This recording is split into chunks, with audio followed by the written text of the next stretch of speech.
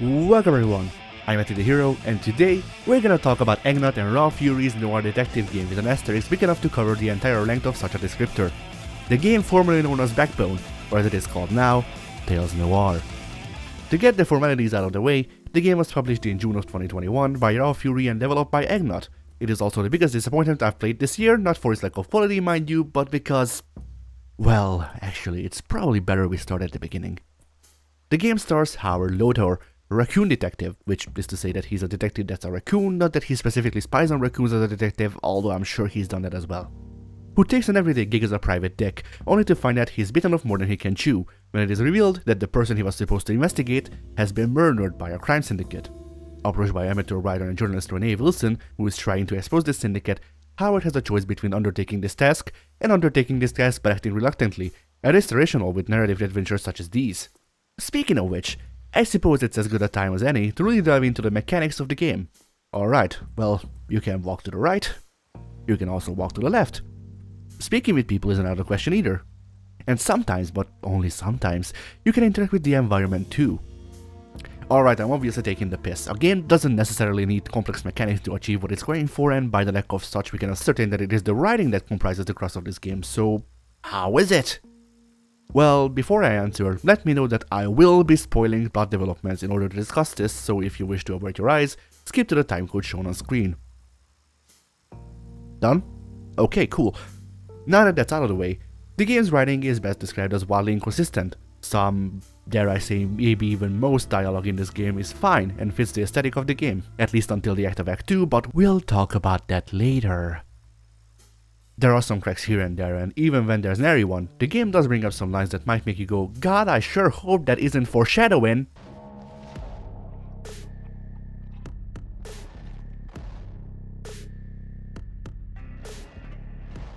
But the farther you get in the game, the more and more the cracks show, from the genre change in Act 3 to the times this gruff and grizzled gumshoe starts talking like a teen girl, to the ending, which can't even be described as raising more questions than answering them because you need to answer questions to qualify for that. I've been going on and on about the differences in the story in Acts 2 and 3 though, so what even happens? Well, you see, Renee's hideout is raided by the Syndicate, and they give Howard the job of infiltrating Science City, which is where a key component is, in unearthing the connection between the crime syndicate and the ruling class of this world, the apes. Having done so, Howard is led into the laboratory where they're keeping the artifact, the thing both the Syndicate and the apes found control of, yet we've no clue what it could be. Making a move he was specifically advised against, Howard touches the container with the black liquid only to find... We are Venom. Okay, I added the sound effect, but the point stands the same. It's a black, seemingly viscous alien goo that has its own will, can harden according to the aforementioned will, and talks with its host. It's just the Venom symbiote, except I guess it's parasitic instead of symbiotic, so it's the Venom parasite. And I certainly hope you didn't like any of the Noir stylings, characters, or major plot threads because for the most part, they're fucking gone. Anatoly, fucking dead. Renee, you see her like twice during the ending. The whole crime syndicate stuff? We'll come back to this shortly. Larry, you talk with him once immediately after Venom and then he fucks off too. The only plot point that is anywhere near resolved is the case of the missing girls, which is just a stepping stone between the first case's relative unseriousness and the world-rending nature of trying to upheave the entire ruling class, both legal and illegal. And oh god, that ending. Suddenly, we're playing as Renee, letting Howard's mom know that he's gone, which, by the way, I forgot to mention that since Venom is parasitic, he is slowly erasing, or I suppose assimilating, it's unclear how it works, Howard and taking control of his meat mech. Then we're suddenly thrust into controlling Clarissa, the leader of the crime syndicate. You know, the people kidnapping and murdering and processing Johns for the ruling class's consumption. But it's fine, you see, because we just dump a bunch of exposition we didn't set up on you and hope you'll just nod and agree. Why is this suddenly a gender issue while the rest of the game shows it's being a class or maybe even a race one but not really gender? Why are we supposed to trust Clarissa now when the rest of the game has made it clear she gives absolutely no fucks about collateral damage as long as she gets what she wants? This is genuinely the first time I have interacted with a story that I had felt like they were retconning plot bits while I was still going through it. Why is the wall suddenly a thing once we start investigating the missing girls but had zero mentions previously? Because the girls had to flee somewhere and this allows us to set up that Venom is an alien being coming from outside the wall. Why is Clarissa good now? Because she was actually trying to collapse the ruling class despite being in it herself, but you see, she wasn't at the highest point of it, which makes her a victim too.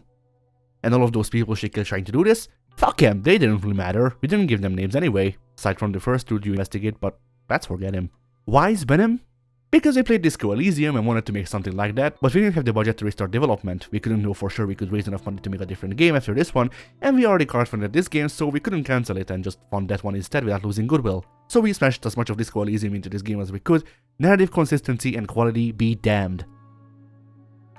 So then we get to the actual ending of the game.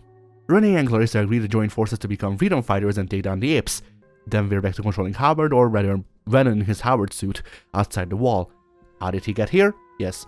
He's walking to the left, then he exits stage left as he's making strides to the opposite of right, until...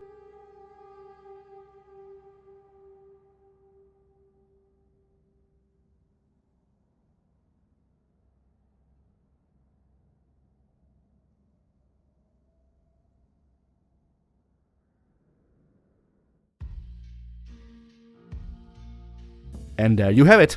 There's Backbone or Tales Noir or whatever the fuck we'll call it in 2 years. What happens to all the plot threads we've set up, especially the ones we set up during the ending? That's easy, they.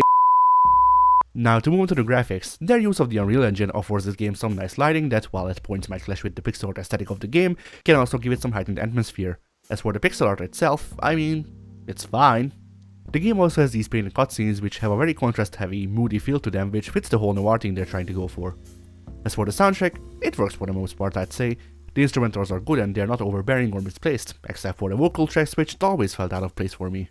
And all in all, I really liked this game at the beginning when it was just a competently but not perfectly written and made noir. Then the big switch happened and I was a bit disappointed, but hopeful that they'd somehow tie it back in. I'm left disappointed.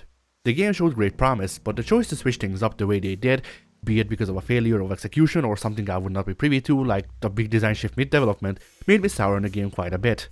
If you want to play Backbone yourself, I recommend playing up until you reach Science City, turning off the game and making up an ending yourself. You'll most likely be more satisfied with it that way. So, anyone wanna tell me what the fuck a wolf job is?